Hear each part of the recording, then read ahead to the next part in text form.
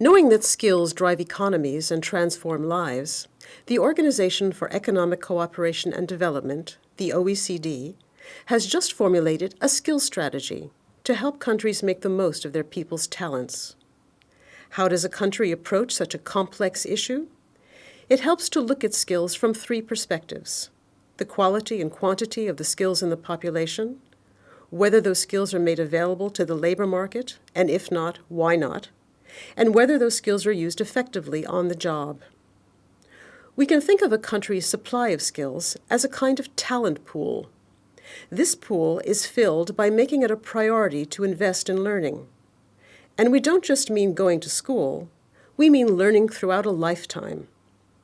If the skills developed in this way still fall short in quality or quantity, then a country might consider inviting people from outside the country through immigration.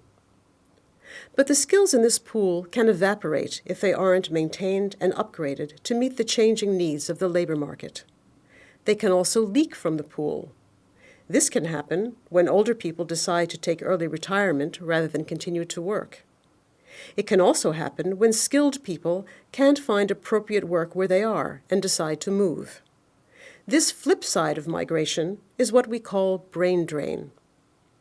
How can countries maintain their talent pools? Governments can encourage investment in quality education and training in fields that are relevant to the labor market. Employers can support their employees to continue learning, no matter how old they are. And individuals need to participate. Imagine that the talent pool is now as full as it can be, but something still isn't right. There are people who are well educated and highly skilled who have decided not to work. They may be busy caring for children or elderly parents. They may have health problems. Or they may have calculated that it just doesn't pay to work. They can earn as much, if not more, if they stay at home and collect benefits. Countries have to make it worthwhile for people to offer their skills to the labor market. Governments can calibrate tax and benefit systems to make it more economically attractive to work. Employers can offer greater flexibility in working hours and upgrade their employees' skills. They can also be more willing to hire older people and people who may have been absent from the workforce for a while. But none of this will have the desired impact if skills aren't used effectively on the job. During the most recent economic crisis, we saw countries that had both high rates of unemployment and, at the very same time, skill shortages. In other words, millions of people were out of work, but some employers still couldn't find people to fill vacancies because those who were out of work didn't have the skills the employers needed. Part of our global talent pool was stagnant. In another part of the pool, people are working, but their skills don't quite match the requirements of the job. This is a waste of both individual talent and the investment made to develop that talent. A mismatch of skills can be avoided in several ways. Quality career guidance is one. Another is by making qualifications coherent and easy to understand so that employers can identify potential employees who are suitable for the jobs they offer.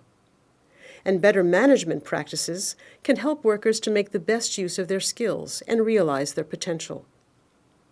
There might be some people in the pool, maybe young people just starting out, who are well educated but have trouble finding jobs that put their learning to good use. For these people, it's good to remember that the demand for skills can be shaped, too, by policies that promote knowledge-intensive industries and jobs that require high-skilled workers, and by learning programs that nurture entrepreneurs, who in turn create jobs. Adding these kinds of high-skilled jobs to a labor market helps to get more people working and for better pay. Which brings us back to why we should be concerned about developing and using skills in the first place. Because our social and economic futures depend on the quality of the skills we offer and on how those skills are used. Better skills for all can mean better social and economic outcomes for all. So, everybody into the pool.